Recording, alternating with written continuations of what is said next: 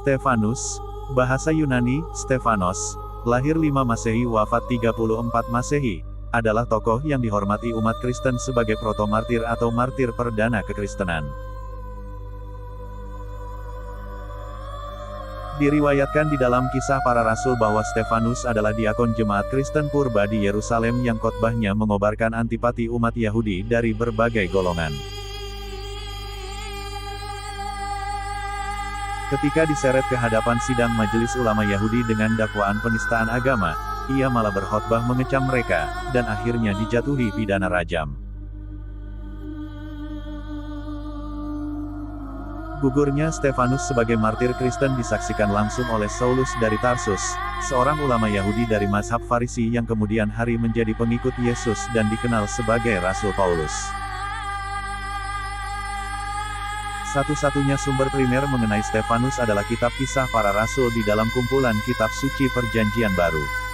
Diriwayatkan di dalam bab 6 Kisah Para Rasul bahwa Stefanus adalah salah seorang Yahudi Helenis atau orang Yahudi penutur bahasa Yunani, yang dipilih untuk membantu mengelola penyaluran santunan kepada janda-janda dari golongan umat Kristen penutur bahasa Yunani.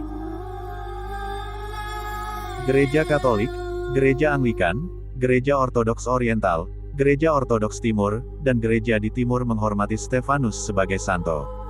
Bentuk asli nama Stefanus menurut kitab Kisah Para Rasul dalam bahasa Yunani adalah Stefanos, artinya, pahala, atau, tanda jasa, sehingga kerap dijadikan gelar ketimbang nama diri. Menurut tradisi, Stefanus dianugerahi mahkota kemartiran.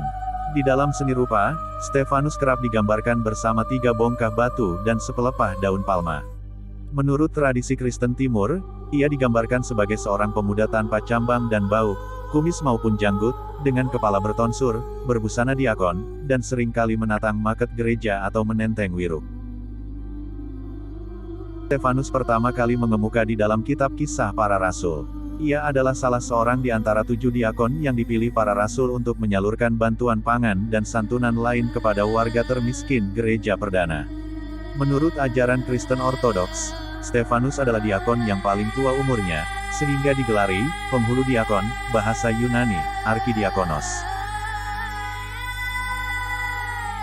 Karena salah seorang rekannya sesama diakon, yakni Nikolaus dari Antiokhia, diriwayatkan secara khusus sebagai orang yang masuk agama Yahudi, maka Stefanus diduga terlahir Yahudi. Selain itu tidak ada keterangan mengenai dirinya sebelum menjadi diakon. Diriwayatkan bahwa rasul-rasul memilih para diakon sesudah munculnya keluhan di kalangan orang Yahudi Helenis, orang Yahudi yang berbudaya dan berbahasa Yunani, yang merasa janda-janda dari golongan mereka disepelekan sementara janda-janda dari golongan Yahudi Ibrani didahulukan dalam urusan pembagian santunan yang didanai derma jemaat. Karena Stefanos adalah nama khas Yunani, maka diduga Stefanus adalah seorang Yahudi Helenis.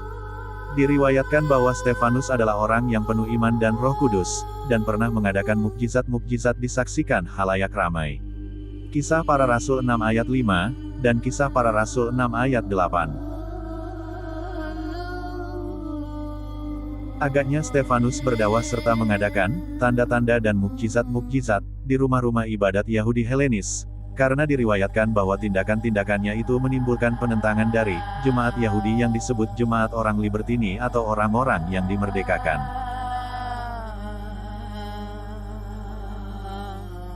Anggota-anggota jemaat itu adalah orang-orang dari Kirene dan dari Alexandria, bersama dengan beberapa orang Yahudi dari Kilikia dan dari Asia. Kisah Para Rasul 6 ayat 9. Anggota-anggota jemaat ini menyanggah dakwah Stefanus, tetapi Stefanus mampu mengungguli mereka dalam adu pendapat.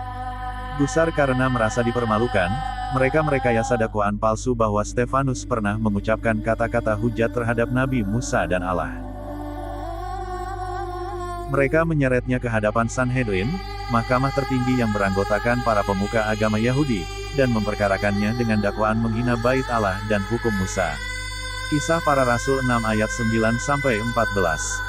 Stefanus diriwayatkan tidak gentar, bahkan mukanya berseri-seri laksana muka malaikat.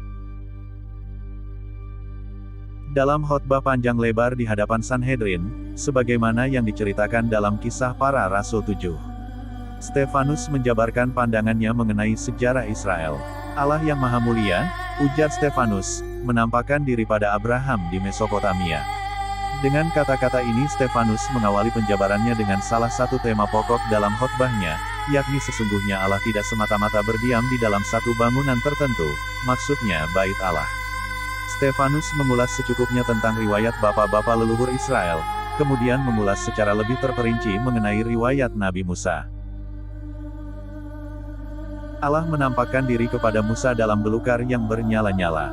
Kisah Para Rasul 7 ayat 30-32, dan menggugah hati Musa untuk menuntun umat Israel keluar dari Mesir. Meskipun demikian, umat Israel berpaling pada Allah-Allah lain.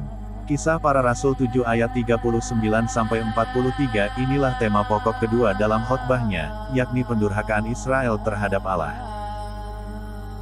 Stefanus menghadapi dua dakwaan. Ia pernah menyatakan bahwa Yesus akan merobohkan Bait Allah di Yerusalem dan bahwa Yesus telah mengubah adat istiadat yang diwariskan Musa.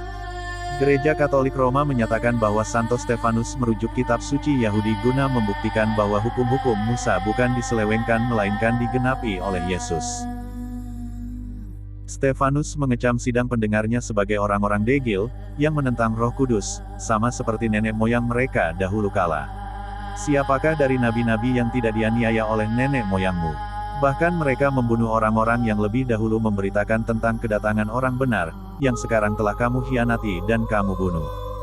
Kisah Para Rasul 7 ayat 51-53. Diriwayatkan bahwa sidang pendengarnya tidak mampu lagi membendung amarah mendengar kecaman Stefanus.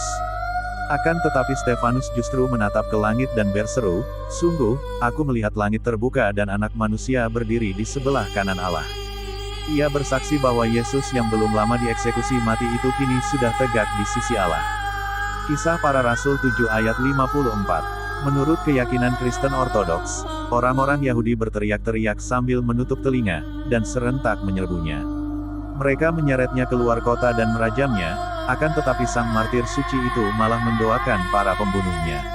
Orang-orang yang mula-mula merajam menanggalkan jubah luar mereka agar lebih leluasa merajam, dan menitipkan jubah-jubah mereka pada seorang pemuda bernama Saulus, yang di kemudian hari dikenal sebagai Rasul Paulus. Setelah berdoa memohon Tuhan menerima rohnya dan mengampuni para pembunuhnya, Stefanus roboh bertekuk lutut dan akhirnya terlelap untuk selama-lamanya. Kisah Para Rasul 7 ayat 58-60.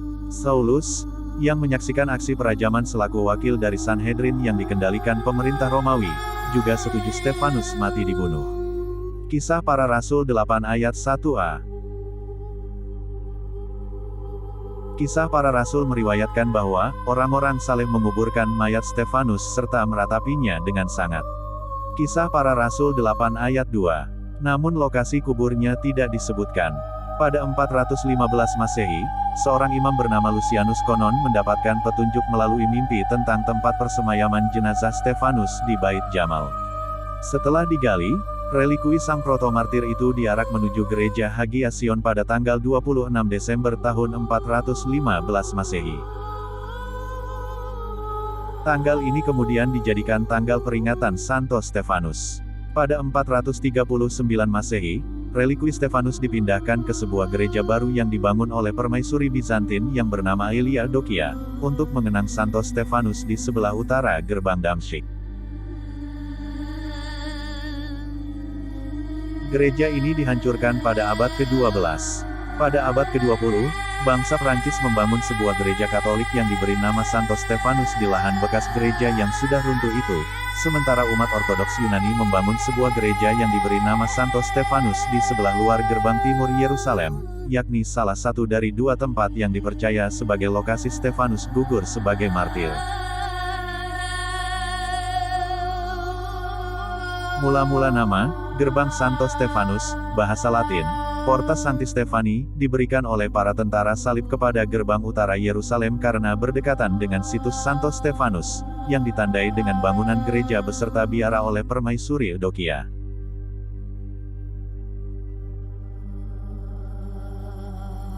Tempat lain yang dipercaya sebagai lokasi martir Stefanus termuat dalam catatan sejarah dari penghujung kurun waktu kekuasaan tentara salib di Tanah Suci, setelah gedung gereja buatan Bizantin tiada lagi. Karena para peziarah Kristen kala itu dilarang mendekati tembok utara Yerusalem yang kurang aman, maka nama Gerbang Santo Stefanus pun dialihkan menjadi nama Gerbang Timur Yerusalem yang masih aman dilewati. Nama ini menjadi lekat dengan Gerbang Timur sampai sekarang. Relikui Stefanus kemudian dipindahkan ke Roma oleh Sri Paus Pelagius II pada masa pembangunan Basilika San Lorenzo Fuori le Mura. Sisa-sisa jenazah orang kudus ini disemayamkan bersama-sama dengan relikui Santo Laurentius yang makamnya berada di dalam gedung gereja itu. Menurut kitab Legenda Aurea atau Hikayat Kencana, relikui Santo Laurentius secara ajaib bergeser ke salah satu sisi ruangan demi menyediakan tempat bagi persemayaman relikui Santo Stefanus. Dalam karya tulisnya yang berjudul Kota Allah, Santo Agustinus menjabarkan berbagai macam mukjizat yang terjadi tatkala sebagian relikui Santo Stefanus dibawa ke Afrika. Konon sebagian lengan kanan Santo Stefanus disemayamkan di Laura Tritunggal Santo Sergius di Rusia.